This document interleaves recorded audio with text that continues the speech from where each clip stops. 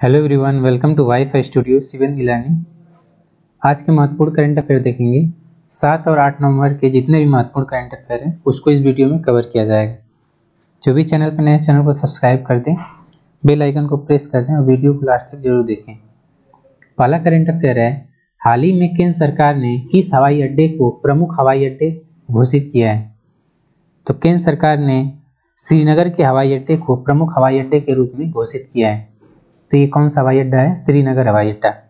यह भारतीय विमानपत्तनम आर्थिक नियामक प्राधिकरण यानी AERA अधिनियम 2008 की धारा 2 की उपधारा फर्स्ट द्वारा प्रदत्त शक्तियों का प्रयोग करते हुए किया गया है। भारतीय विमानपत्तनम आर्थिक नियामक प्राधिकरण के तहत केंद्र कम से कम 35 लाख वार्षिक यात्री यातायात संख्या वाले हवाई अड्डे को एक प्रमुख हवाई अड्डे के रूप में नामित कर सकता है। नेक्स्ट करंट अफेयर है, हाल ही में कब CV रमन की 133वीं जयंती मनाई गई? तो 7 नवंबर 2021 को CV रमन की 133वीं जयंती को चिन्हित किया गया है। वे 1930 में भौतिकी के लिए नोबेल पुरस्कार जीतने वाले पहले भारतीय थे। इन्होंने 1954 में भारत रत्न से भी सम्मानित किया गया था। CV रमन का जन्म 7 नवंबर 1988 को त्रिची में हुआ था। उन्होंने रमन प्रकीर्णन और प्रक्रिया रमन प्रभाव की खोज की थी। इनका निधन 21 नवंबर 1970 को हो गया था। नेक्स्ट करंट अफेयर है, शिशु संरक्षण दिवस हर साल कब मनाया जाता है? तो शिशु संरक्षण दिवस हर साल 7 नवंबर को मनाया जाता है। शिशुओं की सुरक्षा और सुरक्षा के बारे में लोगों में जागरूकता फैलाने के लिए हर वर्ष 7 नवंबर को शिशु संरक्षण दिवस मनाया जाता है। 1990 और 2019 के बीच भारत में शिशु मृत्यु दर बहुत ही उच्च है। 2020 में वर्तमान शिशु मृत्यु दर प्रति 1000 जीवित जन्मों पर 29.848 मृत्यु है, जो कि 2019 में 3.48% की कम है। नेक्स्ट करंट अफेयर है, राष्ट्रीय कैंसर जागरूकता दिवस हर साल कब मनाया जाता है? तो हर साल राष्ट्रीय कैंसर जागरूकता दिवस 7 नवंबर को मनाया जाता है। इस दिन की घोषणा पहली बार केंद्रीय स्वास्थ्य और परिवार कल्याण मंत्री डॉक्टर हर्षवर्धन ने सितंबर 2014 में की थी। यह तारीख नोबेल पुरस्कार विजेता वैज्ञानिक मैडम क्यूरी की जयंती के साथ मेल खाती है। इन्होंने रेडियम पोलोनियम की खोज और कैंसर के विरुद्ध लड़ाई में उनके बड़े योगदान के लिए याद किया जाता है।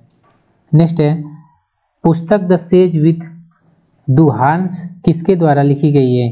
तो यह पुस्तक है सुधा मूर्ति द्वारा लिखी गई पुस्तक the sage with two horns unusual tales from mythology. यह अनयूजुअल टेल्स फ्रॉम माइथोलॉजी श्रृंखला की 5वीं और अंतिम पुस्तक है। श्रृंखलाओं में राजा और रानी, देवी देवताओं, ऋषियों और असाधारण ज्ञान के पुरुष और महिलाओं की कहानी है।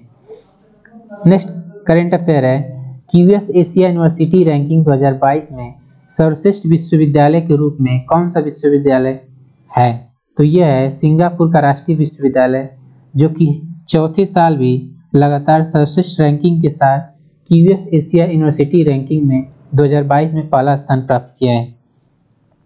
एशिया रैंकिंग में शीर्ष 3 विश्वविद्यालय, 3 भारतीय शीर्ष विश्वविद्यालय, IIT बॉम्बे जिसका 42 रैंक है, IIT दिल्ली जिसका 45 रैंक है और IIT मद्रास जिसका 54 रैंक है। नेक्स्ट करंट अफेयर है, हाल ही में पुरुष फ्रेंचाइजी क्रिकेट की पहली महिला कोच कौन बन गई है? तो इंग्लैंड की पूर्व विकेटकीपर बल्लेबाज सारा टेलर पुरुषों की पेशेवर फ्रेंचाइजी क्रिकेट की पहली महिला कोच बन गई है। ये यूनाइटेड किंगडम में ससेक्स के साथ पुरुषों की काउंटी टीम की पहला विशेषज्ञ कोच बनी है। इन्होंने 2019 में संन्यास लेने से पहले 10 टेस्ट, 126 एक दिवसीय और 90 T20 मैच खेली हैं। नेक्स्ट है, हाल ही में किसे मानद डॉक्टरेट सम्मान से सम्मानित किया गया है? तो ये हैं आदित्य नारायण। गायक आदित्य नारायण को नेल्सन मंडेला नोबेल शांति पुरस्कार के लिए पार्श्व गायन और अभिनय में डॉक्टरेट की मानक उपाधि से सम्मानित किया गया है। इन्होंने डिजिटल शैक्षिक उत्कृष्टता और शिक्षा विकास के लिए सेंट मदर टेरेसा विश्वविद्यालय द्वारा डॉक्टरेट की मानक उपाधि से सम्मानित किया गया है। नेक्स्ट है, किस राज्य सरकार ने जन सेवक योजना शुरू की है? तो कर्नाटक राज्य सरकार ने, जो कर्नाटक के मुख्यमंत्री हैं बसवराज बोम्मई ने 2021 में नवंबर 2021 में नागरिकों के दरवाजे पर 58 सरकारी सेवाओं की पेशकश करते हुए जन सेवक योजना शुरू की है। पहले चरण में यह योजना बेंगलुरु के सभी 198 नगर पालिका वार्डों में उपलब्ध होगी। इस कार्यक्रम के तहत जाति प्रमाण पत्र, संपत्ति खाता प्रमाण पत्र, वृद्धावस्था और विधवा पेंशन योजना जैसी विभिन्न सेवाएं प्रदान की जाएगी। नेक्स्ट है, हाल ही में किस राज्य सरकार ने किसानों की सुविधा के लिए उत्तम बीज पोर्टल लॉन्च किया है? तो हरियाणा राज्य सरकार ने किसानों की सुविधा के लिए उत्तम बीज पोर्टल लॉन्च किया है। इस पोर्टल का उद्देश्य किसानों को पारदर्शिता के साथ साथ गुणवत्तापूर्ण बीज उपलब्ध कराना है। इस पोर्टल से सरकारी एजेंसी और निजी बीज उत्पाद को जोड़ा जाएगा, जो पारदर्शी तरीके से किसानों को गुणवत्तापूर्ण बीज उपलब्ध कराएंगे, जिससे किसानों की उपज में वृद्धि होगी। नेक्स्ट है, हाल ही में गोवा मैरीटाइम कॉन्क्लेव का कौन सा संस्करण नेवल वार कॉलेज गोवा में आयोजित किया जा रहा है? तो गोवा मैरीटाइम कॉन्क्लेव का यह 30वां संस्करण है जो नेवल वार कॉलेज गोवा में आयोजित की जा रहा है। गोवा मैरीटाइम कॉन्क्लेव भारतीय नौसेना की आउटरीच पहल है।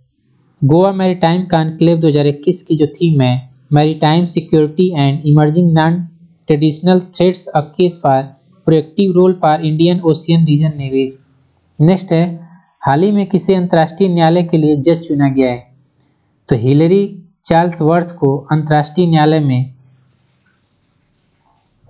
जो बहुविध ऑस्ट्रेलियाई न्यायाधीश हैं हिलरी चार्ल्सवर्थ, इनको अंतर्राष्ट्रीय न्यायालय में जज के रूप में चुना गया है।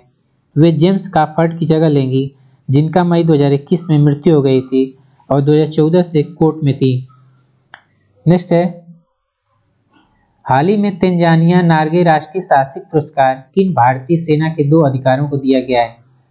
तो ये 2 भारतीय सेना के जो 2 अधिकारी हैं, लेफ्टिनेंट कर्नल सर्वेश धड़वाल और कर्नल अमित बिष्ट को तेजनिंग नार्गे राष्ट्रीय साहसिक पुरस्कार से सम्मानित किया गया है। नेक्स्ट है, विश्व नंबर दिवस नवंबर के पहले शनिवार 2021 को कब मनाया जाता है? विश्व नंबर दिवस नवंबर के पहले शनिवार को, हर साल पहले शनिवार को मनाया जाता है। इस साल 2021 का जो विश्व नंबर दिवस है 6 नवंबर को मनाया गया है। नंबर एक छोटा मार्सुपियल है जो कभी दक्षिण ऑस्ट्रेलियाई के अधिकांश हिस्सों में पाया जाता था। यह दिन इस स्तनपायी के लिए प्रशंसा दर्शाता है। नेक्स्ट है, हाल ही में भाकर और फोरोफी ने प्रेसिडेंट कप के लिए किस प्रतिस्पर्धा में स्वर्ण पदक जीता है? तो भारत की महिला पिस्टल एस मेनू भाकर और ईरान के ओलंपिक चैंपियन जवाद फोरोफी ने ISSF प्रेसिडेंट कप के उद्घाटन में 10 मीटर एयर पिस्टल मिश्रित टीम में स्वर्ण पदक जीता है। भारत ईरान जोड़ी ने 5 नवंबर 2021 को स्वर्ण पदक के मैच में मैथिल्डे लोमोलो और आर्टेम चेरनोसोम की फ्रांसीसी रूसी जोड़ी को 16-8 से हराया था। नेक्स्ट है, हाल ही में किस देश ने तीन नए रिमोट सेंसिंग उपग्रहों का सफल परीक्षण किया है? तो चीन ने दक्षिण पश्चिमी सुआन प्रांत के जिचांग सैटेलाइट लॉन्च सेंटर से 3 नए रिमोट सेंसिंग उपग्रहों का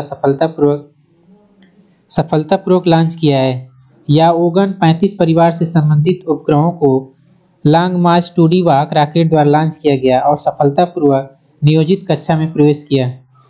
नेक्स्ट है, अफगानिस्तान पर दिल्ली क्षेत्रीय सुरक्षा वार्ता की मेजबानी कौन सा देश करेगा? तो हाल ही में भारत अफगानिस्तान पर दिल्ली क्षेत्रीय सुरक्षा वार्ता की मेजबानी करेगा। नेक्स्ट है, international day for preventing exploitation of environment in war हर साल कब मनाया जाता है? तो ये हर साल 6 नवंबर को मनाया जाता है। संयुक्त राष्ट्र महासभा ने 2001 में इस दिन की घोषणा की थी। इस दिन का उद्देश्य लोगों को इस बारे में शिक्षित करना है कि युद्ध और सशस्त्र संघर्ष का पर्यावरण पर क्या प्रभाव पड़ता है। यह दिन किसी भी परिस्थिति में पर्यावरण और पारिस्थितिक तंत्र की सुरक्षा के बारे में जागरूकता को बढ़ाता है। Thank you.